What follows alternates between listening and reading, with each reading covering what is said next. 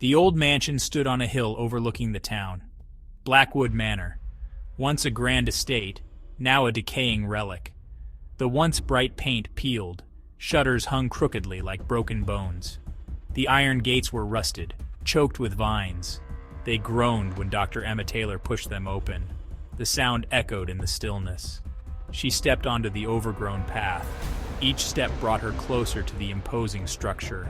The afternoon sun, already low in the sky, cast long shadows. They stretched towards the house as if beckoning her forward. A shiver ran down her spine, a shiver that had nothing to do with the waning sunlight. She was here to investigate, to uncover the secrets hidden within these crumbling walls. Dr. Emma Taylor, paranormal investigator, was not afraid. Not yet. Dr. Emma Taylor adjusted her backpack. It was filled with the tools of her trade: EMF reader, digital recorder, camera.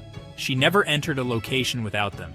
She wasn't a thrill seeker, she was a scientist. She sought explanations. The stories surrounding Blackwood Manor were intriguing. Cold spots, whispers, a spectral figure glimpsed in the windows. Emma had heard it all, and dismissed most of it, until now. Standing here at the foot of the steps, she felt a chill. It was more than the fading light. It was an oppressive presence. She took a deep breath, steeled her nerves. Time to get to work. The front door creaked open. The sound was loud in the stillness. The air inside was stale, heavy with the scent of dust and decay. Emma stepped into the foyer. Her footsteps echoed on the marble floor. She ran a hand along a nearby table. It was coated in a thick layer of dust. The house had been empty for years. Yet it didn't feel abandoned. It felt observed. The silence was unnerving. No creaking floorboards, no scuttling rodents, just an oppressive, heavy silence, as if the house itself were holding its breath, waiting. Emma shivered. She was used to haunted locations, but there was something different about Blackwood Manor, something that sent a shiver down her spine.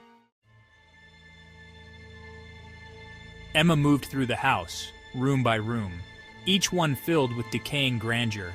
She documented everything, taking pictures, recording her observations.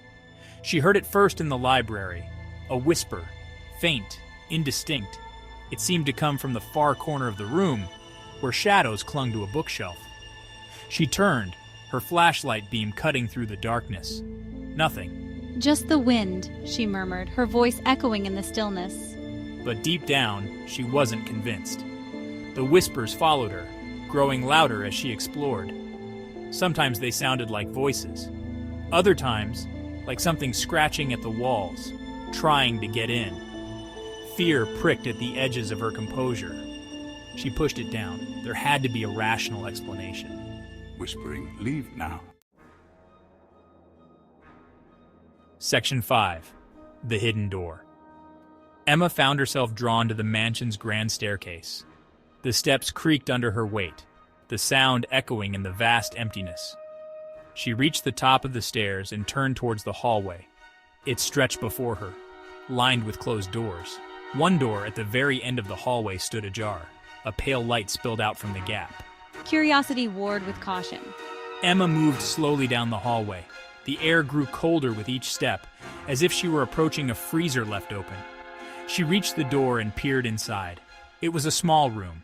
A single flickering candle cast long shadows on the walls. The source of the light? A mirror. A large, ornate mirror that dominated one wall. But something wasn't right.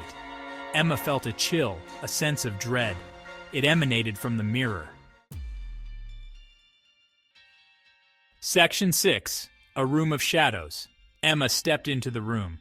The air grew heavy, suffocating. The single candle sputtered, casting dancing shadows on the walls. She could hear her own heartbeat in her ears. The room was bare except for the mirror. It was framed in dark wood, intricately carved with figures that seemed to writhe and twist in the flickering candlelight. The mirror itself was cloudy, as if covered in a thin layer of smoke. She raised her camera, snapping pictures, documenting the room, the mirror, the strange, oppressive atmosphere. She felt a presence behind her, a coldness that sent a shiver down her spine. Turning slowly, she swept the room with her flashlight beam. Nothing. Just my imagination, she whispered, her voice trembling slightly. But she couldn't shake the feeling of being watched, of being hunted. Section 7. The Mirror. Emma's gaze was drawn back to the mirror. It seemed to pulse with a faint inner light. The cloudy surface cleared slightly. She could just make out her reflection, but it wasn't right. Her reflection was distorted, twisted. Her eyes were wide with terror. Her mouth was open in a silent scream. And behind me, a figure began to form. It was tall and skeletal, its limbs elongated and wrong. Its head was tilted at an unnatural angle, and its eyes glowed with a malevolent light. Terror gripped her. This was no trick of the light, no figment of her imagination. This was real, and it was evil. She stumbled back, her hand reaching for the door.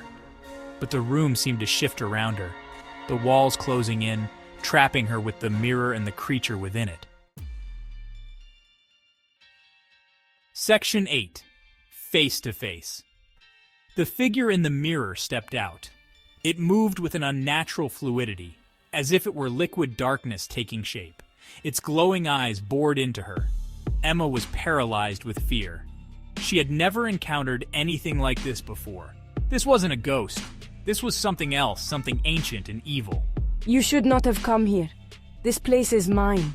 She wanted to scream, to run, but her body refused to obey. She was trapped, both by the creature and by her own fear. It took a step closer, reaching out with a clawed hand. Its touch, she knew, would be her end. Section 9. Flight. A surge of adrenaline broke through the terror. Emma threw herself to the side just as the creature lunged. She scrambled to her feet, racing for the door. The creature shrieked in fury. The sound was like nails on a chalkboard. It clawed at her back, tearing through her jacket. She didn't dare look back. She burst through the door and into the hallway, not stopping, not looking back. She could hear the creature's enraged cries behind her, getting closer. I didn't know where I was going, just away from the mirror, away from the creature, away from the house. She slammed into something solid, a wall. She was trapped. She spun around, her back against the wall, bracing herself for the final confrontation. Section 10. Haunted. But the hallway was empty, silent. The creature was gone. Emma slid down the wall, her breath coming in ragged gasps. She was safe, for now. She fled the house, not stopping until she was miles away. The memory of that night haunted her. The oppressive atmosphere, the whispers, the mirror, the creature. I never returned to Blackwood Manor, but the experience changed me. I carried the terror with me, a constant reminder of the darkness that lurked just beyond the veil of reality. The mansion still stood on the hill, a decaying monument to the horrors it contained.